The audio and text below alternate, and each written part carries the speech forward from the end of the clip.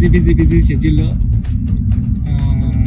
చిన్న రిలీఫ్ కోసం ఈ టెన్షన్స్ అన్నట్ల నుంచి నన్ను ఓ పర్సన్ వచ్చి డ్రైవ్ తీసుకొచ్చారండి. ఎవరో తెలుసా సార్? ఎవరో తెలుసా అండి? Thank you Charan sir.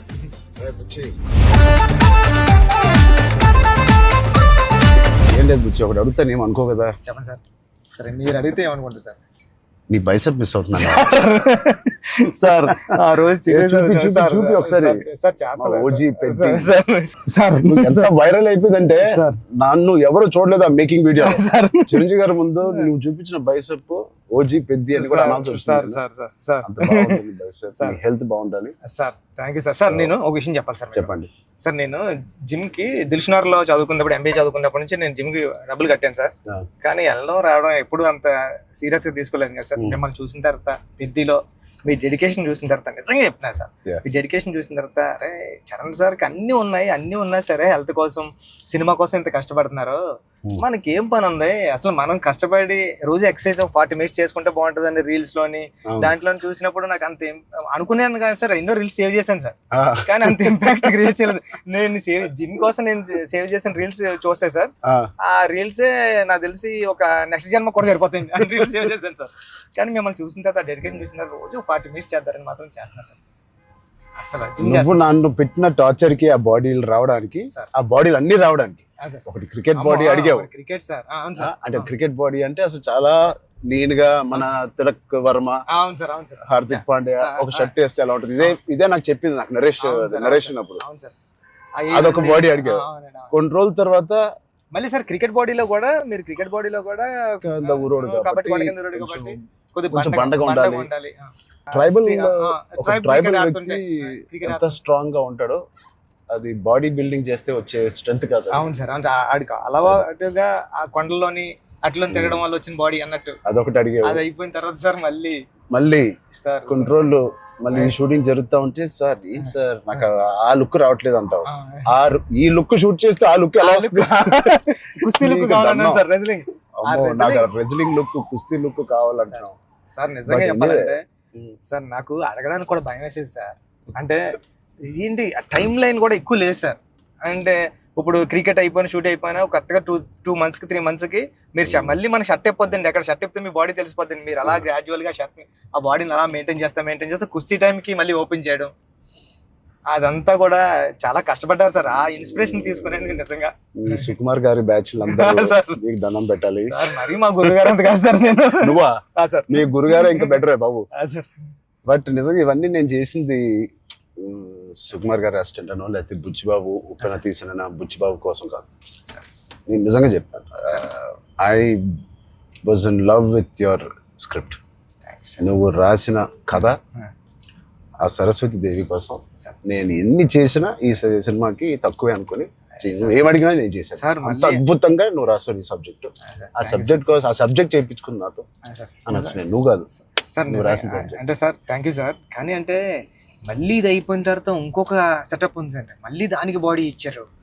అదే సర్ప్రైజింగ్ సార్. కానీ ఆ బాడీ ఇవ్వడం కానీ ఇది చాలా స్ట్రగుల్ సార్. అంటే మీ మూడ్ స్వింగ్స్ అన్ని అంటే అక్కడ మళ్ళీ మీరు మళ్ళీ కష్టపడి ఆ ఇసుకలో దిగాల, ఆ ఎండల్లో షూటింగ్ చాలా చాలా టఫ్ అయిపోయింది సార్. నన్ను మాత్రం క్షమించండి. నిజంగా మనస్ఫూర్తిగా చెప్తున్నాను, నాకు ఏ రోజు కష్టం ఎందుకు అనిపించలేదు అంటే I really enjoyed this process. నచ్చిన పని చేసేటప్పుడు శ్రమ తెలియదు అంటారు కదా, నాకైతే అలా అనిపించింది. బట్ ఇవాళ షూటింగ్ అయిపోయిన తర్వాత నాకు బాగా తెలుస్తుంది, ఎందుకంటే నొప్పులు ఎక్కడెక్కడి నుంచో నొప్పులు బయటకు పడుతున్నాయి. ఇది మా పాపను కూడా ఎత్తుకోవడానికి ఈ చెయ్య కొంచెం నొప్పేస్తుంది. రేపు ఎల్లుండో వెళ్ళి చిన్న ఎక్స్రే తీయాలి. అంటే ఆ కుస్తీలో చేయి పట్టి పట్టి పట్టి అది అదురు ఉంటది, అదిరి కొంచెం ఏదో అయింది దీనికి. మళ్ళీ మీకు చేతికి అది కుస్తీలో పట్టడం, ఆ పైల్వాన్స్ అందరం తిరగేయడం అట్లతో పాటుగా మళ్ళీ సార్ పైగా నువ్వు పెట్టింది ఆర్టిస్ట్ కాదు, నిజమైన పైల్వాన్స్. వాళ్ళని బతిమాలి బాబు నువ్వు యాక్టింగ్ చేయరా బాబు అని చెప్పడానికి వాళ్ళకి టర్న్ అవడం గట్రా రావట్లేదు సార్. సినిమా యాక్షన్ చెప్తే వాళ్ళు నిజంగా కుస్తీ నిజంగా పైల్వాన్ పట్టుకుంటున్నారు. పాపం సారీ సార్ అంటున్నారు. మళ్ళీ స్పోర్ట్స్ మ్యాన్ ఇన్స్టింక్ట్ ఉంటుంది కదా, స్పోర్ట్స్ మ్యాన్ స్పిరిట్, అది ఎంత మనం యాక్టింగ్ చేయరా అన్నా కూడా రాదు వాళ్ళకి. అలా నాకే ఊపు వచ్చే ఒరిజినల్ గా వచ్చేసి మిమ్మల్ని మీ ఒక ఫైల్ మ్యాన్ అయితే పట్టుకొని వచ్చేసి టప్ మని మీ నెక్క దగ్గర పట్టుకొని అది ఎందుకు సార్ కుస్తీలో మీ కొన్న మీద అంత తప్ప అయితే నేనైతే పానిక్ అయిపోయాను సార్ నేను టక్మని లేచి అదైతే చాలా అంటే దేవుడు ఉన్నాడు కాబట్టి జరిగింది సార్ కన్ను మీద అంటే నాకు చిరంజీవి సార్ ఏం చేస్తారని భయం వేస్తుంది. సెకండ్ హాఫ్ మనం సినిమా రన్ త్రూ లో కదా తీసాం. సినిమా రన్ త్రూ లోనే మన షూటింగ్ కూడా సీనిక్ ఆర్డర్ లోనే తీసాం మన సినిమా. సో అది తీయడం వల్ల ఐ థింక్ నాకైతే చాలా చాలా హెల్ప్ అయింది మీరు అలా తీయడం వల్ల. ఒకటి మనందరికి ఇది జర్నీ ఆఫ్ పెద్ది కాబట్టి బిగినింగ్ టు ఎండ్ ఆ జర్నీ ప్రకారంగానే మనం తీయడం అనేది అందరికి ఆ మూడ్ లో రావడానికి అర్థమైంది. ఈ సీన్ ఎందుకు తీస్తున్నాం అందరికి అర్థమైంది, ఎందుకంటే దాని ముందు రోజే ఆ సీన్ తీసాం కాబట్టి. రన్ త్రూ లో వచ్చేసరికి మనం సెకండ్ హాఫ్ అంతా మనం ఒకే టైం పీరియడ్ లో షూట్ చేసాం. సెకండ్ హాఫ్ అంటే ఏంటి, కల్మినేషన్ ఆఫ్ ఆల్ ద మీరు రాసిన స్టోరీ అంతా culmination. Heaviest action, heaviest emotion, heaviest song second half లోనే పెడతాం. సో అంత హెవీ వర్క్ మనకి లాస్ట్ 65 days లో మనం షూట్ చేసాం. నిజంగా దేవుడు లేకపోతే అంత హెవీ వర్క్, అన్ని కుస్తీ ఫైట్లు, క్లైమాక్స్ ఫైట్, క్లైమాక్స్ సాంగ్, ఇంకో సాంగ్ రేరే రారా ఏమి మనకేం అవ్వకుండా మీకేం అవ్వకుండా నాకేం అవ్వకుండా జరిగిందంటే అది నిజంగా పెద్దకున్న బలం. అది పెద్ద సబ్జెక్ట్ కి పెద్ద స్క్రిప్ట్ చేయించుకుంది తప్ప. లాస్ట్ 75 days షూట్ చేస్తాను సార్. ప్రతి సినిమాలో నాకు ఏదో ఒక యాక్సిడెంట్ అవుతూనే ఉంది. RRR లో కూడా కాలు కొట్టుకున్నాను, రంగస్థలం కూడా ఒకటి ఏదో అయింది నాకు గుర్తులేదు. గేమ్ చేంజర్ లో ఇక్కడ లిప్ కట్ అయిపోయింది, ఇక్కడ ఇది అయింది. కానీ ఎక్కడ ఒక్కరోజు మన షూటింగ్ ఆపింది లేదు. అది నిజంగా అది దేవుడు. ఇంకేంటి బుజ్జి సార్ పోస్ట్ ప్రొడక్షన్ ఎలా జరుగుతుంది చెప్పు, సరదాగా అడుగుతున్నా. సార్ రెహమాన్ సార్ అంటే నేను ట్వీట్ వద్దాం అనుకున్నాను సార్, ఎర్రకొట్టి సార్ RRR అని. అంటే మళ్ళీ 2 ఎట్లా అయిపోతుందో నేను వేయలేదు సార్. నెక్స్ట్ లెవెల్ RRR ఇచ్చారు sir Rahman sir. Okay next level అండి. అంటే ఎమోషన్ గానీ నాకు నేను వెళ్ళి కూర్చున్నాను సార్. నిన్నే కూర్చుంటే ఇది మన సినిమా మన విజువల్ ని నెక్స్ట్ లెవెల్ పట్టుకుపోయారు సార్. ఓకే రెహమాన్ గారు కానీ, రత్నవేల్ సార్ కానీ, అసలు అంటే రత్నవేల్ గారి గురించి మాట్లాడారు. మనం అనుకున్నప్పటి నుంచి అది ఎంత పెద్ద అసెట్ రత్నవేల్ గారు. ఇట్ ఈస్ అంటే బ్యూటీ షాట్స్ ఇచ్చారు, కమర్షియల్ షాట్స్ ఇచ్చారు, అండ్ కథని అర్థం చేసుకునే విధానం రత్నవేల్ గారు మించిన కెమెరామెన్ నేనైతే పనిచేయలేదు. ఉండే ఉంటారు కానీ నేనైతే పనిచేయలేదు సార్. ఎందుకంటే సార్ రండి సార్, ఇప్పుడు నేను ఫస్ట్ సినిమా చేశాను సార్, ఇది second cinema and second film sir నాది. ఇంత పెద్ద కెమెరామ్యాన్ ఉండడం వల్ల నాకు చాలా పెద్ద సపోర్ట్ వచ్చింది సార్. రండి సార్ లాంటి ఉండడం వల్ల నేను ఏమైనా మిస్టేక్లు చేసినా సరే ఇది కాదు, ఇది చూసుకో ఒకసారి ఆలోచించుకొని వచ్చి చెప్పడం కానీ, బిగ్ బ్రదర్ దాంట్లో నో డౌట్ సార్. అంత ఆయన కరెక్ట్ చేయడం కానీ అవన్నీ నేను చూసేదాన్ని ఒక్కొక్కసారి ఆయన నెక్స్ట్ లెవెల్ పట్టిపోయారు సార్. వచ్చి ఇలా చేద్దాం మనం అని. లైటింగ్ మాత్రం వేరే స్థాయిలో ఉంటది అసలు. సార్ మీకు చెప్పాలంటే ఢిల్లీ ఎపిసోడ్, ఢిల్లీలో ఎలా ఉన్నారంటే సార్ మీరు ఢిల్లీ ఎపిసోడ్ నాకు మిమ్మల్ని చూసిన ప్రతిసారి కళ్ళంట నీళ్ళు వస్తుంది సార్. ఐ థింక్ నా ఫేవరెట్ ఎపిసోడ్ చెప్పొచ్చు లేదో తెలియదు ఇస్ ద ఢిల్లీ ఎపిసోడ్. అంటే నీ కథ మొత్తం నువ్వు ఇందాక 2 గంటలన్నర కథ లేదా 3 గంటలన్నర కథ, ఆ ఢిల్లీ ఎపిసోడే మీ కథ. అవును సార్. ఢిల్లీ నేను ఢిల్లీ ఎడిటింగ్ రూమ్ లో చూసిన ప్రతిసారి మీకు కాల్ చేశాను సార్. నవీన్ అంటున్నారండి, ఎడిటర్ నవీన్ ఏమన్నాడంటే అండి, నవీన్ అన్న వచ్చి నువ్వు చూసిన ప్రతిసారి 20 వరకు కాల్ చేస్తున్నావు అని.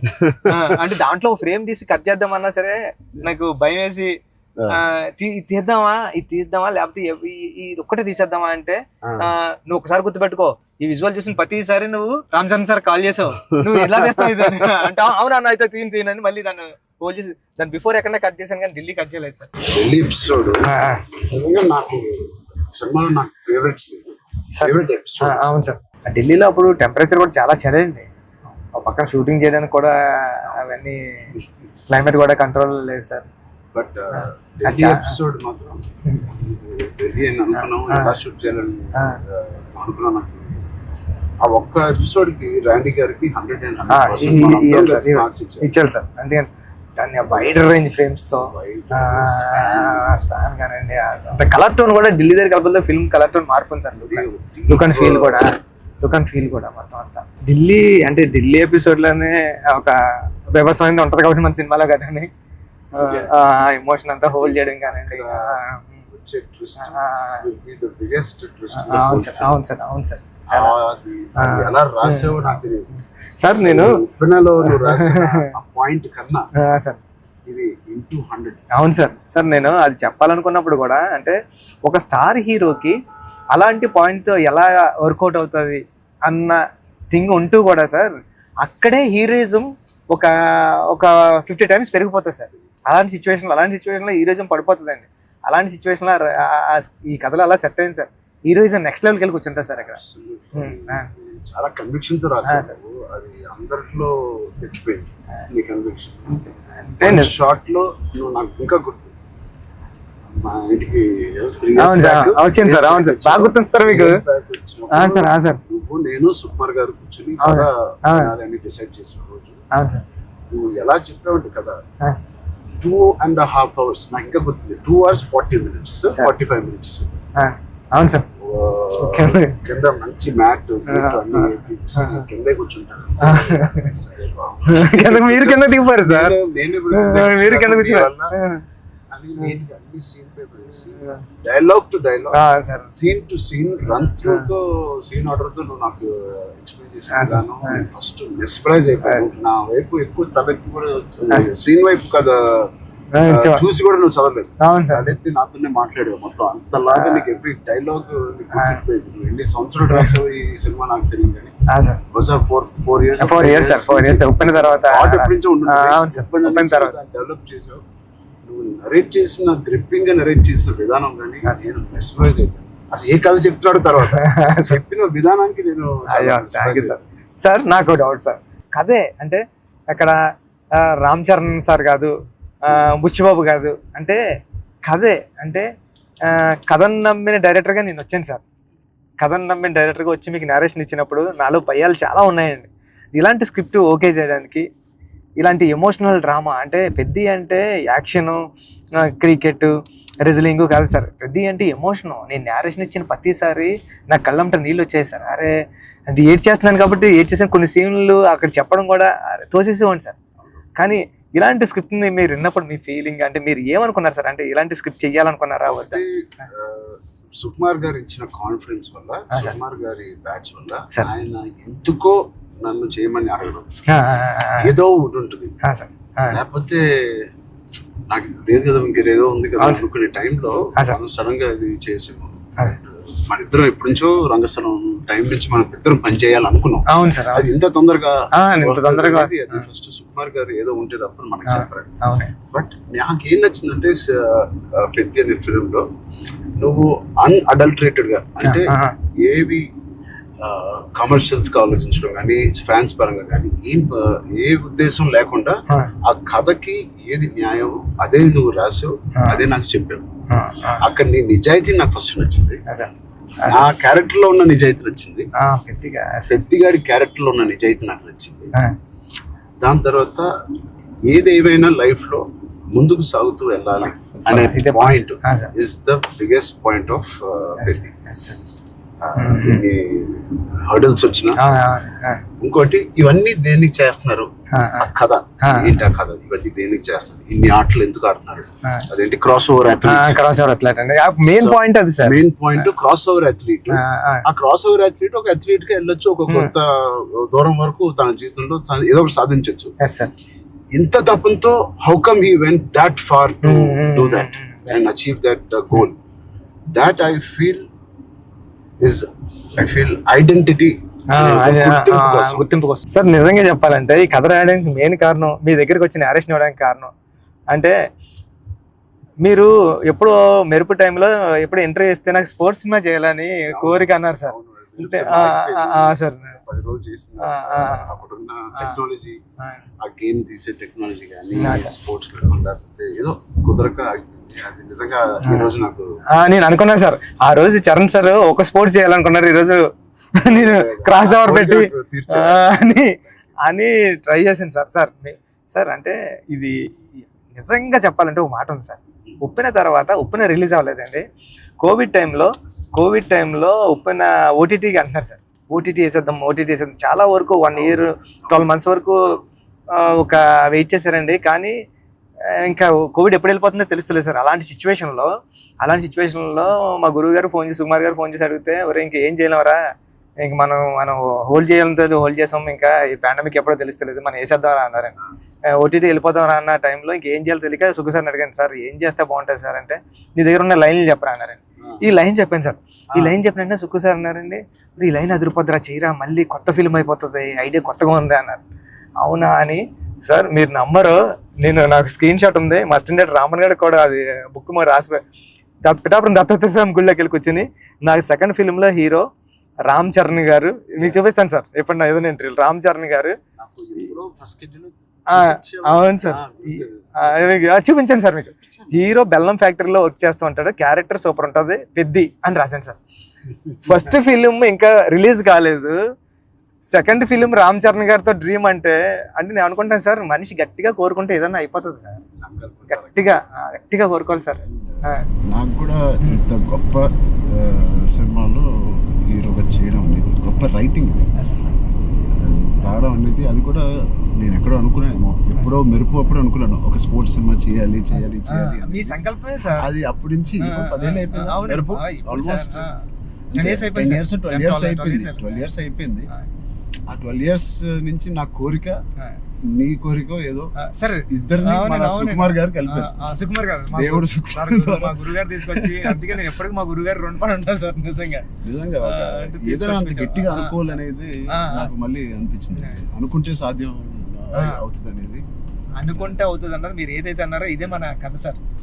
పెద్దిగాడు ఏది వదలడండి, పెద్దిగాడు పట్టుకుంటే అంటే చిన్న ఇన్సిడెంట్లకే ఈ జనరేషన్ అంతానే అది కాదు, ఇది అవుతులేదు అని కొద్ది ప్యానిక్ అయిపోయి రకరకాల డెసిషన్ తీసుకున్నారు కదా సార్. అలాంటి సిచ్యువేషన్లో పెద్ది చాలా ఇన్స్పిరేషనల్ క్యారెక్టర్ సార్. పెద్దిగాడు అందరికీ హృదయంలో ఉండిపోతారు సార్. పెద్దిగాడు చాలా ఇన్స్పిరేషనల్ క్యారెక్టర్ అంటే నిజంగా చెప్పాలంటే పాఠ్యాంశాల్లో అంటే బుక్స్లో ఉండాల్సిన క్యారెక్టర్ అండి. 7th class నాన్ డీటెయిల్లో ఉంది సార్, అంటే పట్టుదల ఉంటే సాధించలేనిది లేదని. అలాంటి బుక్ లో నేను రాసినప్పుడు నాకు ఆ కథ గుర్తొచ్చిందండి. అరే విక్రమాదిత్య ఏదో అండి అతని పేరు, అతను చాలా స్ట్రగుల్ అయ్యి అనుకున్నదాన్ని రీచ్ అవుతాడండి. అంటే పెద్దికి కూడా విజయం అంత ఈజీగా దొరకలేదండి.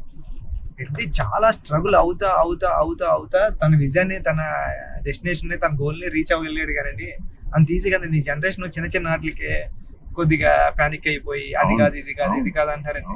ఇది చాలా ఈ జనరేషన్ సెట్ అవుతుంది. ఈ జనరేషన్ కి చాలా ఇన్స్పిరేషనల్ స్టోరీ. మోటివేషన్ అంటే ఐ ఫీల్ ఒక వ్యక్తికి మోటివేషన్ దొరకడం పొద్దున్న లేచి, అంటే ఇలాంటి సిచ్యువేషన్ వచ్చి నా లైఫ్ లో కూడా వచ్చింది.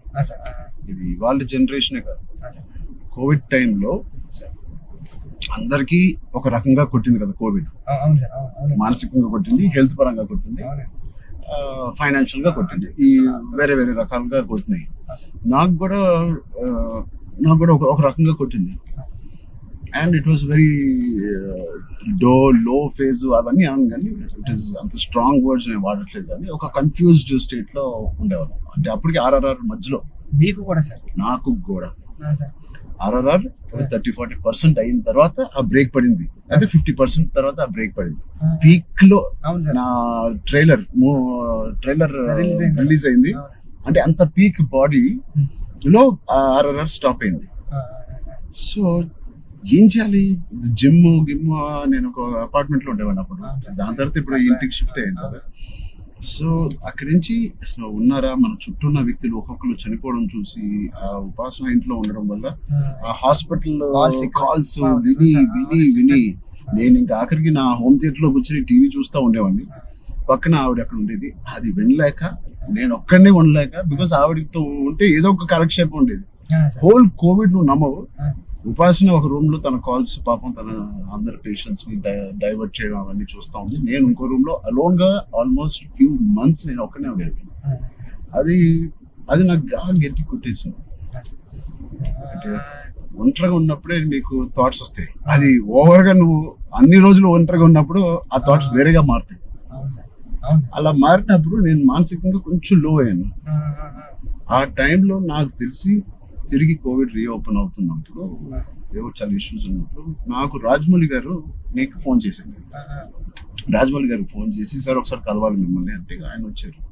ఏం చేయాలంటే మళ్ళీ షూటింగ్ స్టార్ట్ అవుతుంది, నాకు అదే జోష్, ఏదైతే షూటింగ్ మనం ఆపామో ఆ టైంలో నాకున్న జోష్ అది రావట్లేదు సార్. నాకు ఏంటో అర్థం కావట్లేదు. ఇంత పెద్ద సినిమా, ఇంత పెద్ద డైరెక్టర్తో నేను చేస్తున్నాను, ఏమవుతుంది నాకు, ఎందుకు నాకు మోటివేషన్ రావట్లేదు అంటే ఆయన చెప్పిన మాట ఇవాల్టి వరకు I have kept it in my heart. ఎప్పుడైనా చరణ్ అది మోటివేషన్ ఏదో ఒక పెద్దది వస్తేనే రాదు, దీనికన్నా పెద్దది ఏముంటుంది, RRR కన్నా పెద్దది మోటివేట్ చేయడానికి. అయినా నాకు రేపొద్దున లెగిసి వర్కౌట్ చేసి మీ షూటింగ్ కి రావాల్సిన మోటివేషన్ నాకు రావట్లేదు. అందం ఏంటి నేను. సో చరణ్ అలా కాదు, షూటింగ్ కి ఇంకా 20 days టైం ఉంది. ఇంకో 20 days లో లాక్డౌన్ ఓపెన్ చేస్తున్నారు, ఫస్ట్ లాక్డౌన్. సో నీకు 20 days టైం ఉంది. ఒక పని చెయ్యి, స్టార్ట్ స్మాల్. ఈ రోజు నేను ఇవాళ లెగిసి ఏదో పని అనుకోవాలి, ఆ పని కోసం నువ్వు లెగాలి, ఆ పని దొరకాలి. ఆ పని ఏంటి, ఏమి లేదు ఇప్పుడు కోవిడ్ లో. ఆ పని ఏముంటది, ఎక్కడికి ఎలా ఉండదు. నా బెడ్రూమ్ ద బెస్ట్ బెడ్రూమ్, అంటే cleanest bedroom in Jubilee hills లాగా మార్చాలి. అంటే ఎవ్రీ కార్నర్ క్లీన్ చేసుకోవడం, అంటే అదే పని. ఇంకా ఒక పని వెతుక్కోవడం అనమాట, ఒక కారణం వెతుక్కోవడం ఆ రోజు లెగడానికి. ఇవాళ లెగిసి జూబ్లీ హిల్స్ లో నా రూము, నా ఇల్లు ద బెస్ట్ క్లీనెస్ట్ హౌస్ గా ఎలా మార్చాలి. స్టీమింగ్ చేస్తానా, లేకపోతే కడుగుతానా, లేకపోతే క్లీనింగ్ చేస్తానా, ఎప్పుడెప్పుడు నుంచో ఉన్న బట్టలని తీసి పడేస్తానా, అది లేదా నా garden should be the best garden in Jubilee hills. ఆ ప్లాంట్స్ ని, ఆ కలుపు మొక్కలు తీసేయడం అన్ని నేను చేసి ద బెస్ట్ గార్డెన్ అని నేను నిరూపించుకోవాలి. చిన్నదైనా పెద్దదైనా. క్యూట్ గా ఒక ఆ బాల్కనీలో ఉన్న అపార్ట్మెంట్ అయినా the best apartment balcony in the whole apartment గా ఎలా చేయాలి. ఆ చిన్న చిన్న కారణాలు వెతుక్కొచ్చారండి ఇలాగా. లేకపోతే నువ్వు బిల్డ్ చేసే నీ ఫామ్ హౌస్ ఏదైతే ఉందో ఆ best farm house with all your horses అన్నిటితో నువ్వు చెయ్యి, దాని మీద దృష్టి పెట్టు. సో నువ్వు పొద్దున్న లెగిసి ఓకే నేను కన్స్ట్రక్షన్ వాళ్ళతో మాట్లాడి ఫామ్ హౌస్కి వెళ్ళి ఏదో ఒక పని పెట్టుకోవాలి, మనం ఒక మోటివేషన్ పెట్టుకోవాలి మన లైఫ్ లో. చిన్నగా స్టార్ట్ చేయి, ఆ చిన్న స్టార్ట్ చేసిన మోటివేట్ అవుతావు నువ్వు. ఇంట్లో మొదలైన మోటివేషన్ అది పెద్దగా చేరి యూ విల్ గో టు. అది నేను ఎగ్జాక్ట్ గా వర్డ్ టు వర్డ్ నేను ఫాలో అయ్యాను. ఇవాళకి 3-4 years there was not one day where I was demotivated. So Peddi గారిది coming to the point, Peddi also is like that. ఏంటి అవకాశాలు అనేది ఎత్తుకుంటా ఉంటాడు లైఫ్ లో. ఇది అది పోయిందా, ఇది కూలిపోయాడా, ఎన్ని అడ్డంకులు వచ్చినాయి అతనికి అని చూసుకోకుండా ఉన్న దాంట్లో సరిపెట్టుకోకుండా కూడా మళ్ళీ దాంట్లో బెస్ట్ ఎలాగా ఉంటాడు అనేది ఒక ఫస్ట్ హాఫ్ నుంచి ఇంటర్మిషన్ లో ఒకలాగా, ఇంటర్మిషన్ తర్వాత ఇంకోలాగా.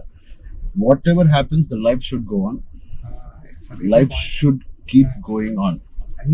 ఆ లైఫ్ ఎలా గో ఆన్ అవ్వాలంటే దానికి ఒక పర్పస్ ఎత్తుకోవాలి. ఆ పర్పస్ నేను చెప్పినట్టు చిన్నగా ఉండొచ్చు, పెద్ద ఉండొచ్చు.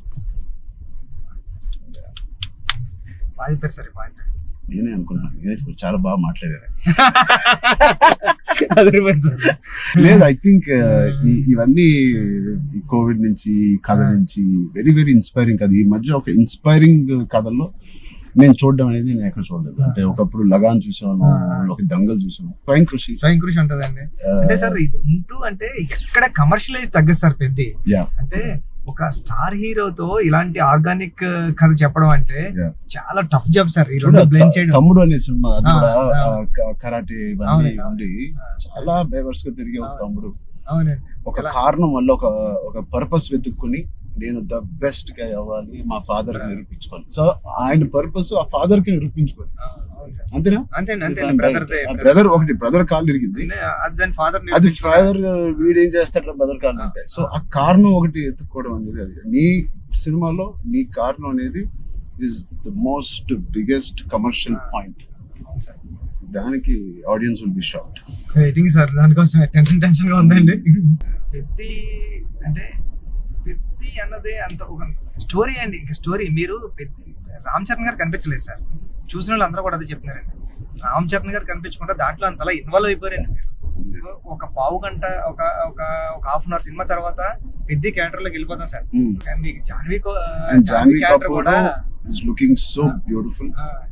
అండ్ నువ్వు అనుకున్నప్పుడు నుంచే జాన్వీ కపూర్ అని అంటానే ఉన్నావు, కానీ అమ్మాయి కూడా ఒక హీరోలా ఉంటది సార్.